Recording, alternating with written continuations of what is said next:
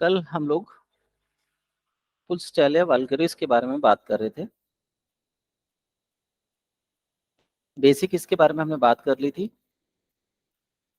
अब उसका अंगों पर क्या क्या प्रभाव पड़ता है उसके बारे में देखते हैं। वह व्यक्ति जो आसानी से रो पड़े, जैसा मैंने कल बताया था कि व्यक्ति मानसिक रूप से कमजोर मानसिक रूप से स्ट्रांग होता है लेकिन हृदय रूप से कमजोर होता है। यानी उसे सारी चीजें सही से समझ आती हैं, सही समय पर सही डिसीजन ले सकता है, लेकिन जरूरत पड़ने पर वो भावुक हो जाता है। जो सामने वाला व्यक्ति है उसका लाभ उठाता है, उसकी भावुकता का।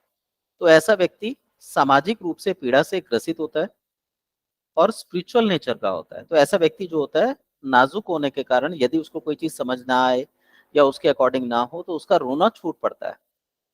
उसकी प्रवृत्ति डरपोक होती है और वो अडिग प्रवृत्ति का होता है, यानी अड़ियल स्वभाव का होता है। अगर उसने कोई चीज डिसाइड कर ली तो वो उस पे मरने तक डटा रहता है।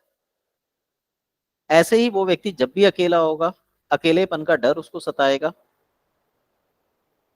अंधेरे में उसकी कमजोरी उजागर होती है। दूसरों की सहानुभूति को पसंद करता है। ये तो हम लोगों ने शायद कल कर लिया था, नेक्स्ट पेज पे थे।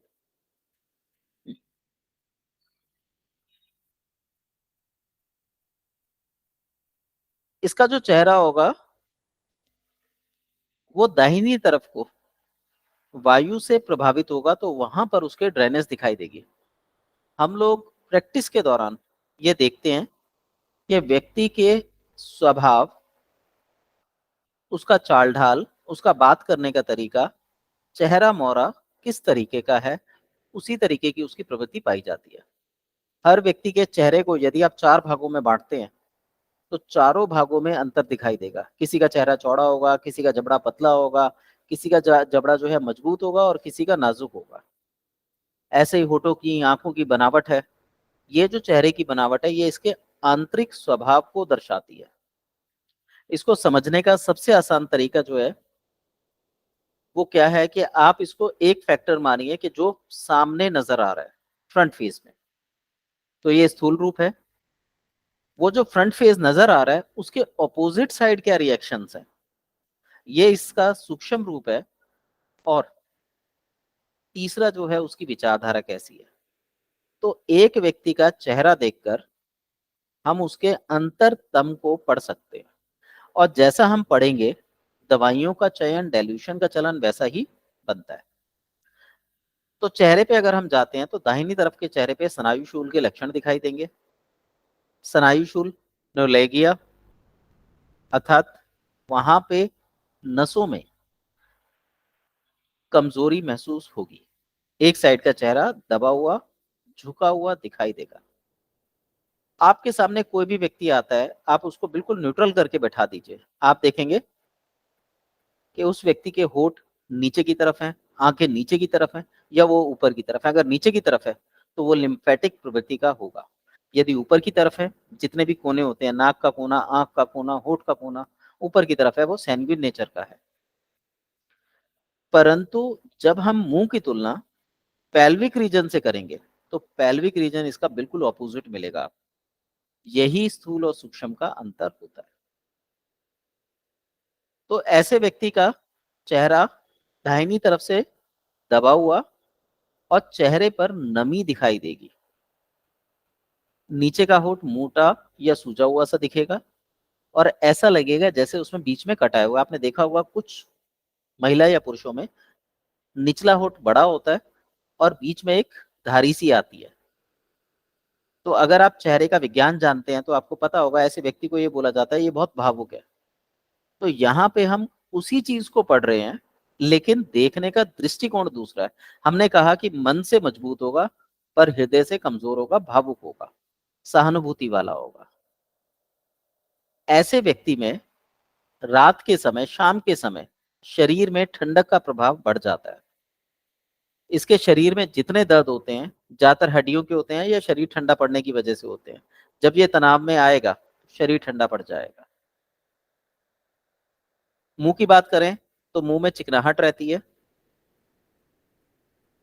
चिकनाहट रहने का मतलब यह है कि उसको लगेगा कि मुंह चिकनाई से युक्त है, पर वास्तविकता ये होती है कि वो जो चिकनाहट नजर आती है उसके अंदर भी एक हल्का कड़वापन पाया जाता है जो वात को दर्शाता है।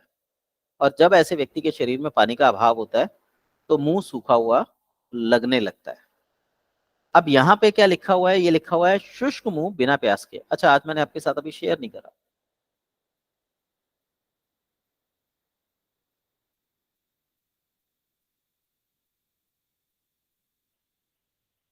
शुष्क मुंह बिना प्यास के,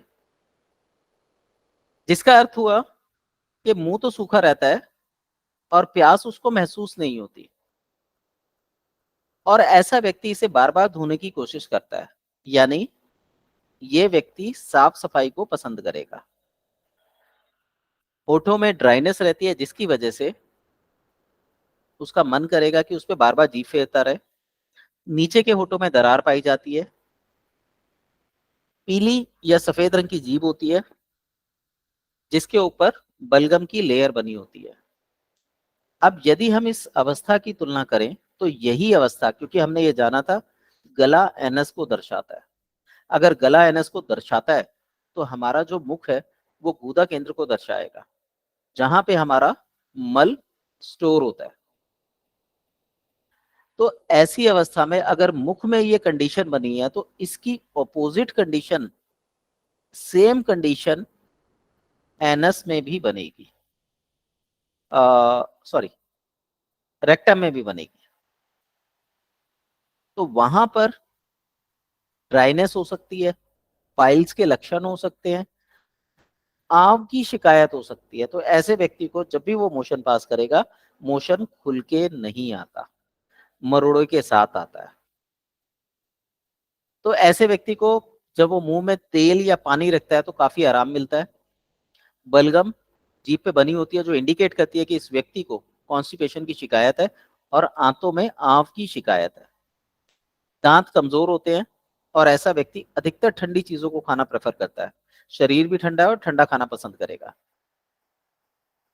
मुंह से अजीब सी दुर्गंध आती है जो ना तो दुर्गंध होती है ना सुगंध होती है, लेकिन सामने वाला व्यक्ति उस स्मेल को पसंद नहीं करता क्योंकि आंतों में मल सड़ रहा होता है। ऐसे व्यक्ति को रोटी पसंद नहीं होती। ये ज्यादातर मिर्च मसाले वाली चीजें पसंद करते हैं। जैसे आजकल को अगर हम बच्चों को देखें तो इसमें चाउमीन, बर्गर, समोसे, इस तरीके की चीजें जिनमें चटपटापन होता है और मार्केट से रिलेट होती है, मोमोज वगैरह खाने में पसंद करते हैं। और पीने के लिए ठंडी कोल्ड ड्रिंक पसंद करते हैं। जबकि अगर आप पुराने आदमी को देखेंगे जो शरीर से मजबूत होता है, वो तला भुना अगर खाएगा तो उसके बाद चाय या गर्म पानी या दूध को प्रेफर करेगा। तो यहाँ पे हमारी जो सोच होती है वो अलग अलग हो जाती है। रोटी का स्वाद उसको कड़वा लगता है, लेकिन उसके जो लार बनती है वो मीठी होती है। तो ऐसा व्यक्ति अधिकतर जो ये कार्बोहाइड्रेट वाली चीजें हैं, ऐसी चीजों को पसंद नहीं करता। इसके जो स्वाद है वो, क्योंकि कार्बोहाइड्रेट से युक्त है, तो उसका जो पाचन होगा वो कड़वा, पित्तयुक्त, चिकना, नमकीन और दुर्गंध पैदा करने वाला होगा। तो ऐसे व्यक्ति को कभी भी स्वाद के पीछे नहीं भागनी चाहिए। अगर वो स्वाद के पीछे भागेगा तो उसका हृदय और कमजोर हो जाएगा। और ऐसा व्यक्ति जिद्दी स्वभाव का होगा जिसके चलते वो अपने भविष्य को भी दांव पर लगा देता है। और एक और मजे वाली आपको एक बात बताऊं, जितने लोग ज्योतिषियों के पास जाते हैं, क्योंकि मैं भी ज्योतिष का काम भी करता हूं मैं, तो मैंने उसको दवाइयों से, इलेक्ट्रोपैथी से कोरिलेट किया, आयुर्वेद से कोरिलेट किया। जितने व्यक्ति ज्योतिषियों के पास जाते हैं, अगर आप उनके लक्षण देखेंगे तो सेम लक्षण आपको दिखाई देंगे। पेट की बात करें, वसा युक्त भोजन, गर्म भोजन इनको पसंद होता है, पर पानी से, पतली चीजों से ये दूरी बना के रखते हैं। खाने का स्वाद हमेशा इनको कड़वेपन का एहसास कराएगा जिसके अंदर स्टार्च की अधिकता होती है। तो ऐसे व्यक्ति में पोषण का अभाव पाया जाता है। तो जो हमारी A3 रेमेडी है वो उसे पोषण बनाने में और इन कंडीशंस को दूर करने में मदद करती है। कई बार हमारी जो स्किन होती है उसके नीचे छोटे-छोटे दाने बन जाते हैं जहाँ पर खुजली होती है। आपने कभी किसी ने सोचा कि हमें खुजली क्यों होती है? अगर हम खुजली की बात करें तो साइंस तो ये कहती है बैक्टीरियल इन्फेक्शन है। अगर हम आयुर्वेद की बात करें तो आयुर्वेद ये कह देता है कि त्वचा के नीचे खून का सर्कुलेशन बंद हो गया है। अगर खून बंद होता है तो उस कंडीशन में वहां पर ड्राइनेस क्रिएट होती है, वायु का प्रभाव बढ़ जाता है। तो जो व्यक्ति स्वभाव से नाजुक होते हैं, आप पाएंगे उनकी त्वचा में ड्राइनेस पाई जाती है। जो हृदय से सोचते हैं, दूसरों की मदद करते हैं, सहानुभूति वाले होते हैं, लिम्फेटिक नेचर के व्यक्ति होते हैं, त्वचा के ऊपर तो नमी दिखाई देगी पर अंदरूनी भाग में ड्राइनेस रहती है। तो ऐसी ड्राइनेस जब रहती है और ये ड्राइनेस लंबे समय तक बनी रहे तो ये छोटे छोटे छालों का रूप लेती है, जो आज की डेट में कोई भी मेडिकल इक्विपमेंट इसको जांच नहीं सकता, क्योंकि हमारे पास भी ऐसा कोई साधन नहीं है जिससे हम जान सकें। तो हम ये देख सकते हैं, ये पूछ सकते हैं कि आपको एक विशेष टाइम पर खुजली तो नहीं होती। जैसे कुछ महिलाओं पुरुषों में रात के समय सोते समय खुजली होती है। कुछ लोग जब एक्साइटमेंट में आ जाते हैं तब खुजली होती है। आप किसी व्यक्ति पे थोड़ी देर के लिए गौर कीजिए, आप देखेंगे अगर वो आपके सामने बैठा है तो 2 4 5 बार वो अपने शरीर पे खुजा लेगा। तो ये कंडीशन इसी चीज को इंडिकेट करती है कि उसकी त्वचा के नीचे बहुत मामूली से छाले हैं जो गर्मी का संकेत दे रहे हैं। ऐसे व्यक्ति को पेट फूलने की शिकायत होती है, और ये चीज मैंने कल बताई भी थी कि ऐसे व्यक्ति की जो आंतें हैं वो अधिकतर सूजी हुई मिलती हैं। ऐसा व्यक्ति, क्योंकि पेट में सूजन होती है, तो जो डाइजेस्टिव जूसेस होते हैं, विशेषकर हाइड्रोक्लोराइड एसिड, ये जरूरत से ज्यादा मात्रा में बनता है।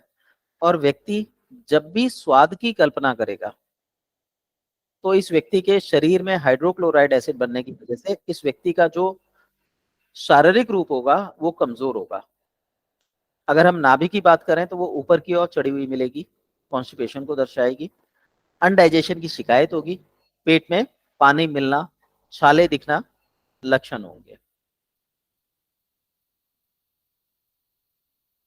ऐसे व्यक्ति को हमेशा मीठा पानी पीना चाहिए, कपड़े कॉटन के और ढीले पहनने चाहिए। ऐसे व्यक्ति आपको अधिकतर टाइट कपड़े पहने हुए मिलेंगे क्योंकि उससे उनको आराम मिलता है, पर हमें हमेशा किसी भी चीज को सही करने के लिए उसके विपरीत स्वभाव को फॉलो करना होता है। ऐसे व्यक्ति के यदि खाने के बाद कमजोरी महसूस होती हो, थकान लगती हो, पेट में डाइजेशन की समस्या होती हो, कीड़े हों, तो हमें S1 का प्रयोग करना चाहिए ताकि इसको रेगुलेट किया जा सके। अब यहां पे हम S1 और S2 के गुण को एक बेहतर तरीके से समझ सकते हैं। S1 शरीर से निष्कासन करके शरीर को मुक्त करती है। निष्कासन होता है ऊर्जा का, वो किसी भी रूप में हो, मल के रूप में हो, मूत्र के रूप में हो, पसीने के रूप में हो। तो आप देखिए, जो ढीली प्रवृत्ति के लोग होते हैं, जो हृदय से सोचते हैं, उनके लिए S1 एक बेस्ट रेमेडी है, उनके हृदय को मजबूत बनाती है। डेल्यूशन का चुनाव बहुत इंपॉर्टेंट है, वो प्रैक्टिस से धीरे धीरे समझ आएगा, पर पहले हमें दवाई के लक्षणों को समझना होगा। और वहीं जब हम S2 की बात करते हैं, जिसे हम रस प्रकृति की दवाई बोलते हैं, एक्चुअली ये रक्त प्रकृति वालों के लिए होती है।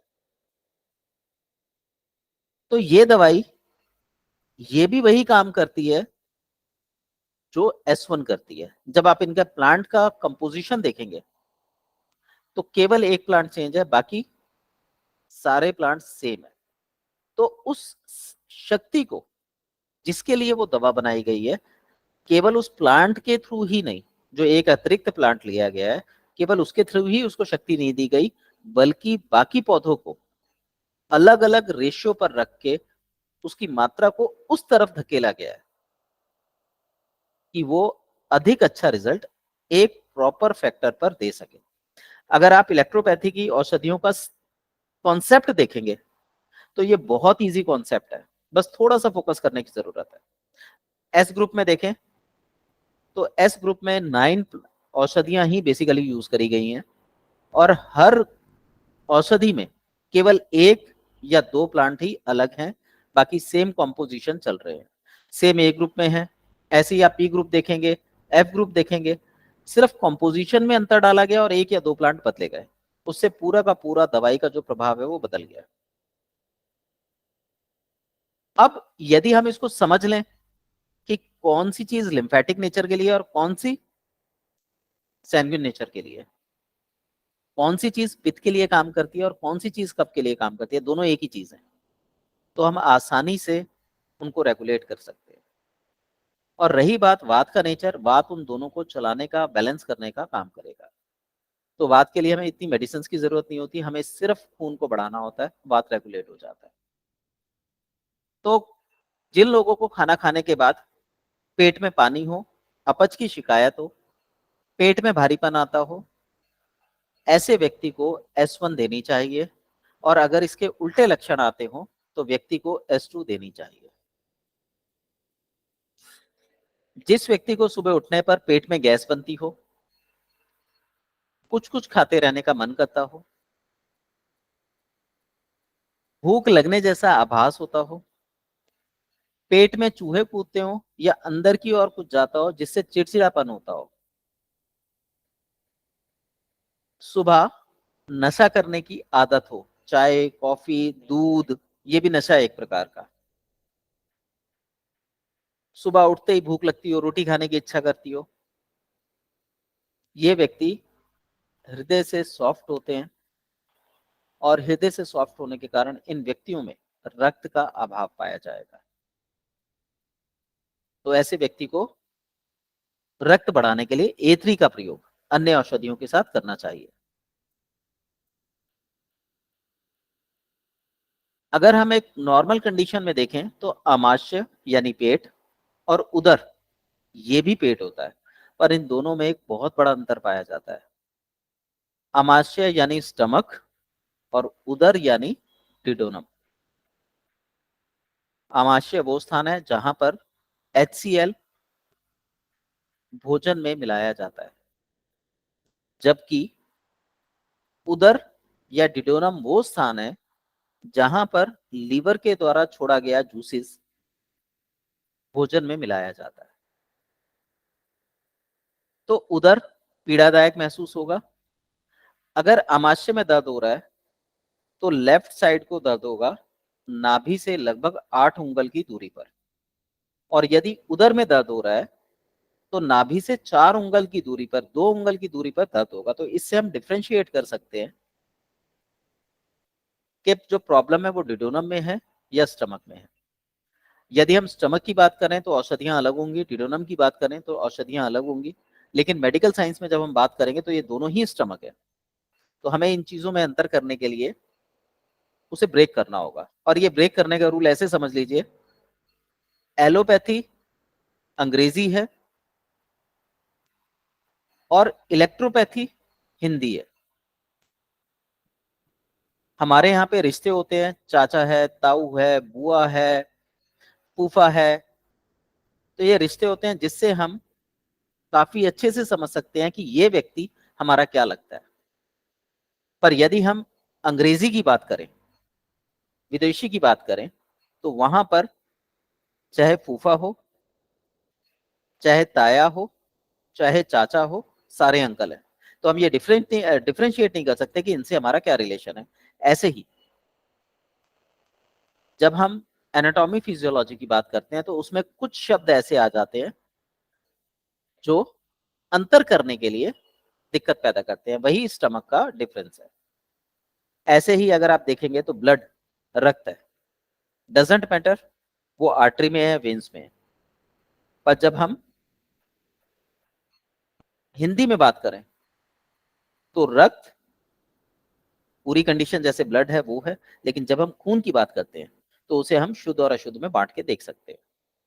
ये क्लियरिटी आपको प्रॉपरली तरीके से एलोपैथी में नहीं मिलती। यही हमारे, आप कह सकते हैं भाई, हिंदुस्तान की खोज है, एक्स्ट्रा खोज है, कि अगर हम इस तरीके से इन चीजों को देखें तो हम और डिटेल में जा सकते हैं। तो उदर में पीड़ादायक स्थिति होती है, उदर फूला हुआ महसूस होता है, दबाने पर दर्द होता है और पेट में गड़गड़ाहट आती है। कई बार जब इसमें वायु भर जाती है तो दबाव देने से सुई चुभने जैसा या कुछ चुभोने जैसा दर्द महसूस होता है और शाम के समय उधर ठंडा पड़ जाता है। और यही वो वजह है कि हमारी संस्कृति में शाम के टाइम हल्का भोजन करने का प्रावधान है। पर यदि अगर ऐसी समस्याएं आए, व्यक्ति मानसिक रूप से दृढ़ हो, हृदय के रूप से कमजोर हो, तो शाम को हल्की चिकनाई जो डाइजेस्टेबल हो जरूर लेनी चाहिए। आधी से ज्यादा समस्याएं खत्म हो जाती हैं।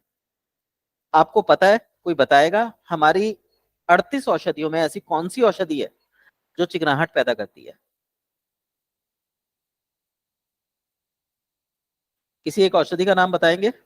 ऐसी 2-3 औषधियां हैं फ्लैश हमारे पास फ्लैश जो चिकनाहट देती हैं। Sir, flash F2।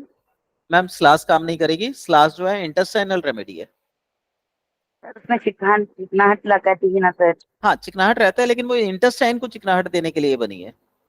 F2 sir. S2 काम करेगी। और कोई बेहतर रेमेडी जो शरीर में चिकनाहट पैदा कर सकती है? चलिए, शरीर में पानी बनाना हो तो आप कौन सी रेमेडी का प्रयोग करेंगे? F2 sir. नहीं, S2 काम नहीं करेगी। और कोई?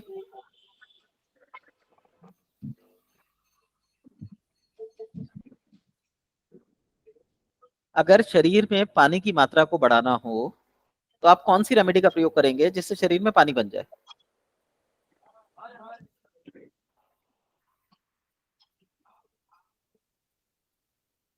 किसी के पास कोई उत्तर नहीं है? Sir L1। Very good. L1 वो रेमेडी है जो शरीर में पानी पैदा करती है। अब आप इसकी तुलना करिए गाड़ी से। आप लोगों में से बहुत से लोगों के पास कार होगी। कार के अंदर ऑयल डलता है ग्रीन कलर का, जो पानी की गर्मी को सोखने का काम करता है। पानी डलता है कार के अंदर जो कार की गर्मी को सोखने का काम करता है। यदि कार में पानी ना डले तो इंजन फूक जाएगा, यदि तेल ना डले तो पानी उबल के सूख जाएगा। तो गाड़ी दोनों ही कंडीशन में चलनी खराब होगी। तो हमारे शरीर में पानी तो L1 बना देती है। अब वो चिकनाई कौन बनाती है दवाई, वो बताइए। S2 या L1 जो है वो पानी बनाने का, S2 पानी निकालने का काम करती है, L1 पानी बनाने का काम करती है। एक औषधि और है हमारे पास जो इस चिकनाई के रूप में काम कर सकती है। सिंपल भाषा में बोलूं तो रक्त को गाढ़ा करती है। कौन सी औषधि है? बहुत कॉमन औषधि है, पर उसका हम प्रयोग जानते ही नहीं है।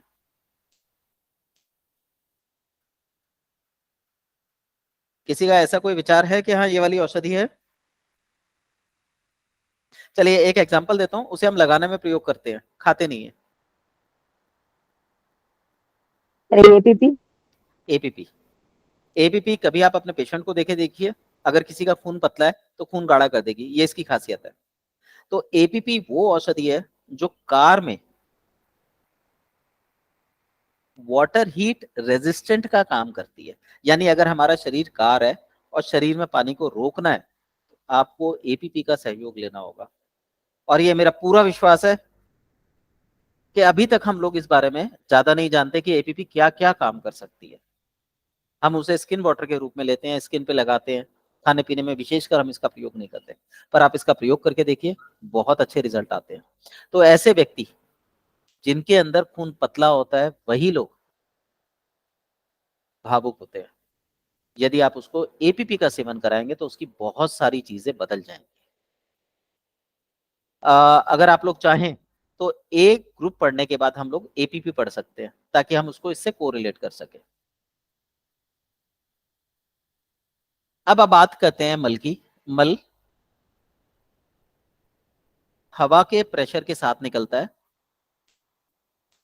ऐसे ही मूत्र में भी धाराएं निकलती हैं, क्योंकि वायु बन जाती है तो दोनों तरफ से धारा बहेगी। तो पेट में गड़गड़ाहट होती है जब मल निकलता है, पानी जैसे निकलता है, पतला होता है।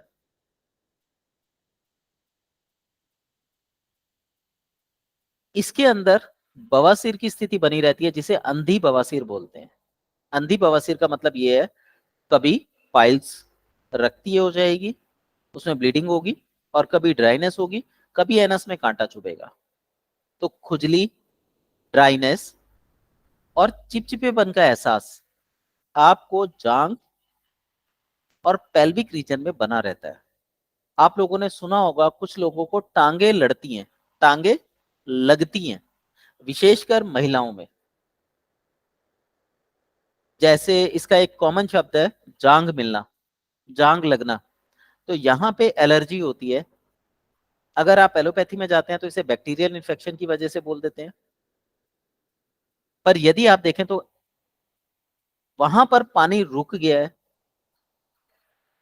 जिसमें बैक्टीरिया पैदा हो गया है, अगर आप उस पानी को निकाल दें तो ये चीज ठीक होती है। तो इसको, इस तरीके के रोग को अंधी बवासीर के रूप में देखा जा सकता है। और अगर आप एनस के आसपास का रीजन देखेंगे तो वहां पे आपको ब्लैकनेस और ड्राइनेस दोनों दिखेंगे। स्टूल पतला होता है, बलगम में खून आने की शिकायत हो सकती है, जिसका सीधा सा अर्थ है लंग्स कमजोर होते हैं, गर्म होते हैं।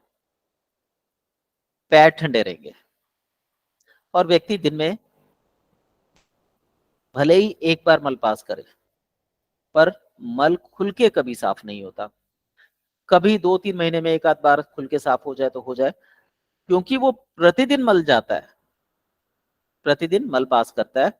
और आप उससे पूछेंगे कि भैया मल पास करता है, तो उसका जवाब ये होगा कि बिल्कुल करता हूं, मेरे को कोई कॉन्स्टिपेशन नहीं है। पर लक्षण सारे यही आते हैं।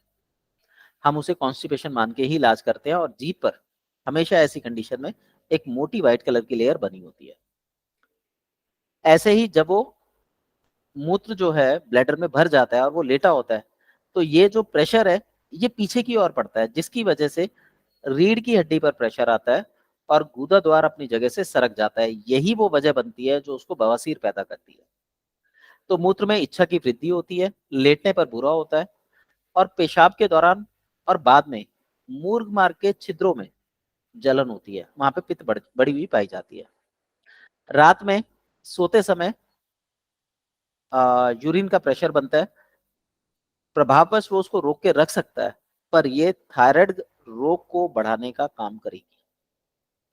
ऐसे ही जब वो ज्यादा खांसता है, कुछ करता है, तो पेट में फुलाव आ जाता है, वायु बन जाती है, भूख की इच्छा खत्म हो जाती है।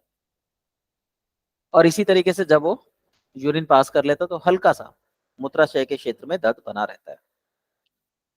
स्त्रियों में इनके पैरों में नमी रहती है, गर्मी निकलती है, पूरे पंजे में कांटे चुभना, पैरों में एड़ी की तरफ पीछे जो लिगामेंट्स होते हैं उनमें दर्द बना रहना, पीरियड्स की समस्या क्योंकि खून का अभाव है, पीरियड्स में दर्द होना, डिले पीरियड्स होना, या फिर ब्लीडिंग के दौरान मोटे काले रक्त के थक्के पेनफुल कंडीशन में निकलना, ये लक्षण आते हैं। उनका स्वभाव ठंडा, उलटने वाला और नीचे की ओर दबाव युक्त होता है, दर्द का प्रवाह रुक जाता है। इसी चीज को आप उनके व्यवहार से भी जोड़ सकते हैं। तो ऐसी जो महिलाएं होंगी जिनको इस प्रकार की समस्या होती है, ये महिलाएं ठंडे स्वभाव की होती है। इसीलिए बोला गया है कि ऐसे जो महिलाएं होती हैं वो कमजोर व्यक्तित्व की होती है।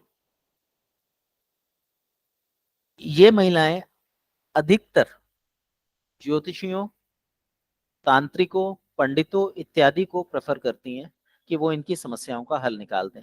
ये लोग खुद कुछ नहीं कर पाते। और सेम कंडीशन पुरुषों में भी होती है, पर स्त्रियों की तुलना में पुरुष, क्योंकि मेल नेचर का होता है, मेल एनर्जी का होता है, इसलिए वो थोड़ा कम होता है, पर स्वभाव यही मिलेगा। आप लोग इसमें ऐसे देख सकते हैं, हमारी जो 12 राशियां हैं उसमें पहली राशि जो होती है वो मेल मानी जाती है, और दूसरी फीमेल है, तीसरी मेल है, चौथी फीमेल है। तो आप इससे अपनी राशि का मिलान भी कर सकते हैं। यदि आप में से कोई 3 नंबर का है तो इसमें मेल के गुण अधिक पाए जाएंगे। किसी की मीन राशि है तो उसमें फीमेल के गुण अधिक पाए जाएंगे। तो आप अपनी राशि से भी मिलान कर सकते हैं कि हम जिस बारे में बात कर रहे हैं वो सारा यही टॉपिक है, जिनका भी हर दूसरी राशि निकलेगी, 2 नंबर की राशि, 4 नंबर की राशि, 6 नंबर की राशि, 8 नंबर की राशि, 10 नंबर की राशि, 12 नंबर की राशि, उनमें ये सारे लक्षण आपको दिखाई देंगे। आप में से कोई ऐसे व्यक्ति हैं, मैं खुद हूं इसी नेचर का, आप में से कोई व्यक्ति ऐसा है, विशेषकर पुरुषों में? देखिए, अगर आप अपने आप को जानते हैं तो आप दूसरे को बहुत अच्छे से समझ सकते हैं, अपने आप को नहीं जानते तो दूसरे को समझने में भी दिक्कतें आएंगी। और हमारा शरीर हर प्रकार के लक्षणों को दर्शाता है, हमें किसी मेडिकल इक्विपमेंट की जरूरत नहीं है अगर हम इस बॉडी लैंग्वेज को पढ़ना जानते हैं। सिंह राशि सर किस नंबर की है?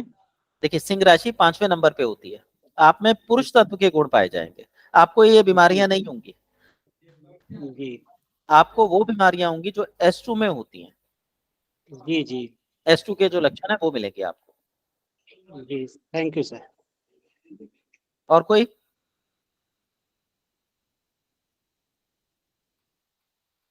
चलिए, तो महिलाओं में क्योंकि रक्त का अभाव होता है, ऐसी कंडीशन में कॉमन रूप से जो रीढ़ की हड्डी के मन के होते हैं वो खिसक जाते हैं, जिसकी वजह से लिकोरिया की शिकायत भविष्य में चल के हो सकती है। पीठ, थाइस, घुटने, पैर, स्टेप बाय स्टेप दर्द बढ़ता चला जाता है, और जब भी पीरियड होते हैं उस दौरान उनको अतिसार की, पतले दस्तों की शिकायत हो जाती है।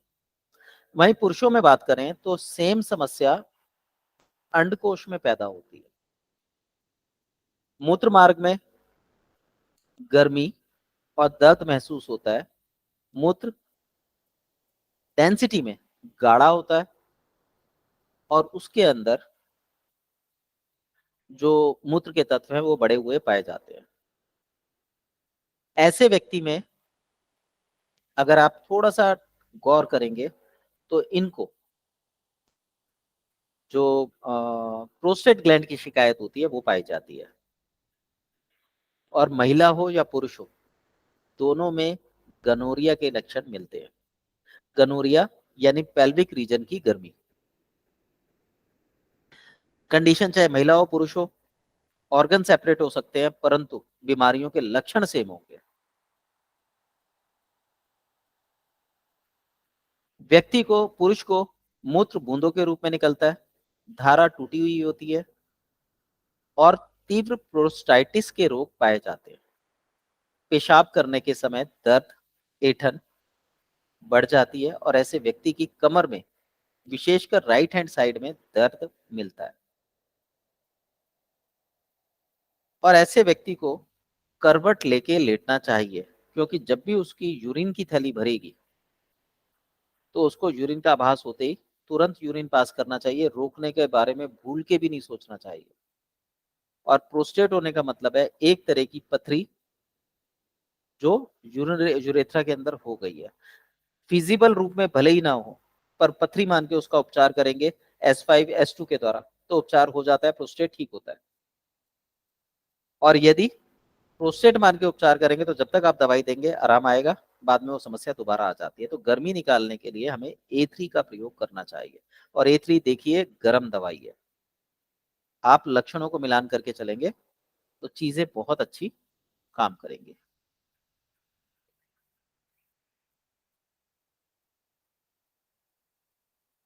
श्वसन की बात करें, क्योंकि शरीर में गर्मी है तो जब भी मौसम ठंडा होगा सूखी खांसी होगी, यानी सुबह के समय और रात के समय। सुबह के समय जब वो खांसेगा तो बलगम निकलेगी, शाम के समय खांसेगा तो वायु निकलेगी, और छाती पर दबाव और दर्द बढ़ जाएगा। पेट के ऊपरी हिस्से में जलन रहती है, और जो द्वार होता है पेट को जो बंद करता है वो द्वार खराब हो जाता है, छोटा हो जाता है गर्मी बढ़ने की वजह से। और कई बार खांसने के साथ या तो सीने में जलन या यूरिन लीकेज की शिकायत हो सकती है। बलगम नरम, गाढ़ा, कड़वा, हरापन लिए हुए सफेद रंग का मिलेगा। कई बार ये पीला बलगम भी बन जाता है, और यदि खांसी पुरानी हो जाए तो ये हरे रंग में या नीले रंग में भी आपको दिखाई देगा। क्योंकि खून का अभाव होता है तो सारे लक्षण वैसे होंगे। यदि व्यक्ति बाईं करवट लेटता है तो सांस फूलने लगेगी, बेचैनी और धड़कन बढ़ेगी।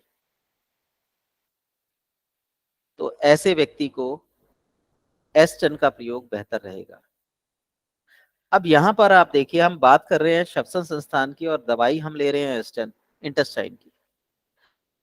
तो जब भी श्वास क्षेत्र पे, लंग्स के क्षेत्र में प्रभाव पड़ेगा तो हमारे पेल्विक रीजन के फ्रंट पोर्शन में, यानी हमारे ब्लैडर रीजन पर फर्क आता है उसका। इस तरीके से यदि हम बॉडी को क्रॉस करके देखें तो चीजों को हम बेहतर तरीके से बैलेंस कर सकते हैं। ऐसे व्यक्ति को सुबह के समय थकान बनी रहती है, विशेषकर 12-1 बजे तक। 3 बजते बजते इसमें एनर्जी आ जाती है, और ये अब अपने आप को बेहतर तरीके से रिप्रेजेंट कर सकता है और अच्छे तरीके से काम कर सकता है।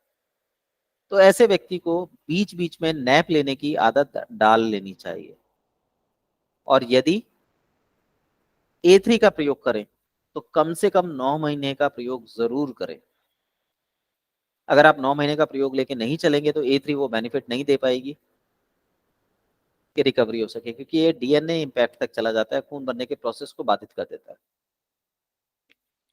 तो सुबह के समय इस व्यक्ति का मन और शरीर निस्तेज होंगे। जागने के बाद मन में ताजगी नहीं होगी, मन डूबा डूबा रहेगा, थका रहेगा, हाथ पैरों में दर्द बना रहेगा, चलने का मन नहीं करेगा, मन करेगा बस लेटे रहे। शाम होते होते उसमें एनर्जी आ जाती है और काम करने को पूरी तरह तैयार हो जाता है। दोपहर के समय उसको हल्की तंद्रा आती है। तंद्रा का अर्थ होता है नींद की वो अवस्था जब वो चीजों को बेहतर तरीके से सुन तो सकता है, समझ नहीं सकता। और ऐसा व्यक्ति आपको अधिकतर सिर पे, विशेषकर आंखों पे हाथ रख के सोता हुआ दिखाई देगा। यदि वो व्यक्ति अपनी ये हैबिट ही चेंज कर ले कि हाथ को आंखों पे ना रखकर नीचे की ओर करे, तो आप देखेंगे उसकी आदतों में कुछ दिनों में अंतर आना शुरू हो जाता है। यानी हम ये कह सकते हैं कि हाथ अगर नीचे करके सोते हैं तो शरीर नया रक्त बनाना शुरू कर देता है। ऐसे व्यक्ति के गर्दन, पीठ, कंधे में दर्द बना रहता है, और ज्यादा देर बैठे रहने पर एनस रीजन में ड्राइनेस, नमी और थकान महसूस होती है। अंगों में, अंग ये कहीं के भी हो सकते हैं, कोहनी भी हो सकती है, कंधा भी हो सकता है, गर्दन भी हो सकती है, दिमाग भी हो सकता है, पैर भी हो सकते हैं। यहाँ पे तनाव या खिंचाव बनता है, बेचैनी होती है, लेटने के बावजूद मन में विचार आते रहते हैं, भले ही वो नींद में चला जाए पर वो उसमें भी कुछ ना कुछ सोचता रहता है। तो जब वो जागता है तब भी उसको थकान बनी रहती है। कोहनी के आसपास के क्षेत्र में सुनपन, जोड़ और कूल्हे दर्द करेंगे। घुटनों में सूजन या दर्द आ जाएगा। फटने जैसा, खिंचने जैसा दर्द होगा जो आपके शरीर में खून की कमी को दर्शाता है। ऐसे ही शाम को एड़ी की तरफ दर्द जाने लगेगा। ये जो कंडीशन है ये धीरे धीरे वर्स्ट होती है, एकदम से नहीं होती है। यदि किसी को फ्रोजन शोल्डर है या किसी को टेनिस एल्बो है तो आप आसानी से समझ सकते हैं कि उसके शरीर में खून का अभाव हो गया, और विशेषकर कोहनी में, हृदय में, और जहां पर भी दर्द बने वहां पर। ऐसे ही यदि कोई अंग देर तक नीचे लटके तो वो सुन पड़ने लगते हैं, थकान देने लगते हैं। ऐसे स्थान को वो उठाकर अपने सिर से ऊपर ले जाता है जिससे उसे आराम मिलता है, या अपने शरीर को अकड़ाता है। तो ऐसे व्यक्ति में नसों में सूजन, हाथ सूजे हुए, ज्यादा चलने पर पैर या हाथों में सूजन आ जाएगी, और पैरों में थकान और दर्द बना रहता है। ऐसे ही जब हम स्किन की बात करते हैं तो जब भी मसालेदार चीजें खाएंगे, गर्माहट होगी, गर्म हवा लगेगी, ऐसे व्यक्ति की आंखों पर उसका सबसे ज्यादा फर्क आएगा। तो चमड़ी की गर्मी उसकी आंखों को गर्म करेगी, जिससे आंखों में जलन, थकान होगी और उस व्यक्ति का मन करेगा कि आंखों पर कोई ठंडी चीज लगा ले या थोड़ी देर सो ले, आंखों को बंद रखे। तो इस व्यक्ति को लिम्फेटिक रोग हो सकते हैं, जिसमें विशेषकर अगर उम्र कम है तो मुहासे होंगे और उम्र ज्यादा है तो वेरिकोज वेन्स की शिकायत होगी। बुखार इस व्यक्ति को ठंडा चढ़ेगा, यानी टेम्परेचर इसकी बॉडी का लो होगा। ऐसे व्यक्ति को बुखार के समय पर यह रहेगा कि पंखा बंद करके रखो। जैसे ही शरीर में गर्मी आएगी वो पंखा चलवा देगा, चद्दर हटा देगा। तो इसका जो बॉडी टेम्परेचर होगा वो अप एंड डाउन होता रहता है। गर्म कमरे में भी उसको ठंडक का आभास रहता है, क्योंकि शरीर अंदर से ठंडा पड़ा होता है। तो ऐसे व्यक्ति के पैरों को विशेष रूप से गर्म करना चाहिए, काफी हद तक चीजें बदल जाती हैं। और जिन व्यक्तियों के पैर ठंडे रहते हैं तो उसके व्यक्ति के हमेशा रक्त का अभाव आपको मिलेगा।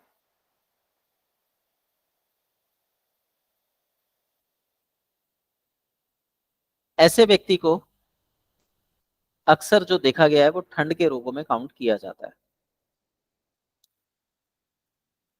और जितने भी रोग होंगे उसको वो सारे ठंड से संबंधित होंगे। इसमें आप अगर चाहें तो गुनगुने पानी की मदद ले सकते हैं। ऐसे व्यक्ति को जब भी दवा दें, विशेषकर A3 दें, तो गुनगुने पानी में दें। महिलाओं में कुछ ऐसे लक्षण आते हैं, जैसे गर्भाशय में सिस्ट हो सकती है, फेब्रॉइड्स हो सकते हैं, पीरियड रुकने की समस्या हो सकती है, एंडोमेटीरियम लेयर आपको मोटी मिलेगी, जिसका जो मूल साइज बताया गया है वो मैक्सिमम 4.5 बताया गया है। ये आपको 10, 12, 15 मिलेगी। पीरियड्स की दिक्कत होगी, पीसीओडी, पीसीओएस, ये शिकायतें मिलेंगी। महिलाओं में मानसिक रोग, विशेषकर हिस्टीरिया जैसे रोग मिलेंगे। कंधों के बीच में जहां पर हमारा स्पाइनल कॉर्ड होता है, वो जगह झुनझुनी वाला, सनसनी वाला या ठंडक को दर्शाता होगा। भोजन करने का कोई समय नहीं होगा, भोजन के प्रति अरुचि रहेगी और अजीब भोजन को प्रेफर करेंगे, क्योंकि रोटी खाने का, चावल खाने का कोई प्रॉपर इंटरेस्ट नहीं होता, स्टार्च की कमी होती है, सॉरी स्टार्च की अधिकता होती है। तो ऐसी चीजें अगर ना खाकर ये मसालेदार चीजें, चाय पी ली, समोसा खा लिया, चाउमीन खा ली, मोमोज खा लिए, पिज्जा खा लिया, वो इस तरीके से बार बार इन चीजों को खाना पसंद करेंगे तो अजीब भोजन की इच्छा होगी, धड़कन बढ़ी हुई मिलेगी, नींद ना आने की समस्या होती है। वो जितनी देर सो ले नींद पूरी नहीं होती। तो ऐसी अवस्था में A3 का प्रयोग बेहतरीन रिजल्ट दे सकता है। आपका किसी का कोई क्वेश्चन हो A3 को लेके आप पूछ सकते हैं। आज हमारी A3 खत्म हो गई है। कल हम लोग APP के बारे में बात करेंगे। किसी का कोई सवाल हो, कुछ पूछना हो तो पूछ सकते हैं। Any doubt?